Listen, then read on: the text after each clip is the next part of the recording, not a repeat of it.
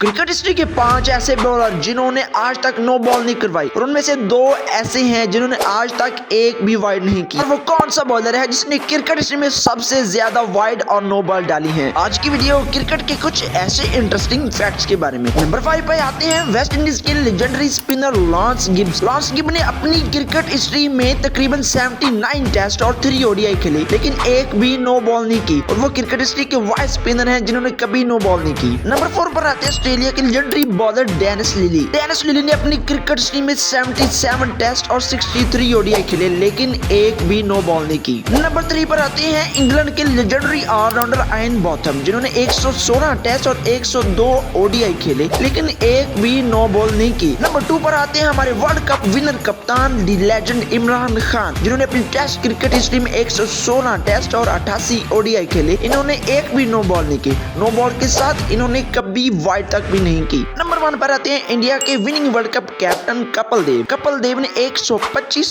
Test اور 225 ODI کھیلے اور ایک بھی نو بال نہیں کی، حتیٰ کہ انہوں نے کبھی اپنی لائف اور کیریئر میں ایک بھی وائڈ نہیں کی۔ کپل دیو نمبر 1 پر اس لیے ہے کہ انہوں نے کبھی پریکٹس سیشن میں بھی نو بال اور وائڈ نہیں کی۔ اب بات کرتے ہیں کرکٹ ہسٹری کا وہ بالر جس نے کرکٹ ہسٹری میں سب سے زیادہ نو بال کیے ہیں، وہ ہے بٹلی۔ بٹلی نے ٹیسٹ کیریئر میں 472 نو بالز کی ہیں۔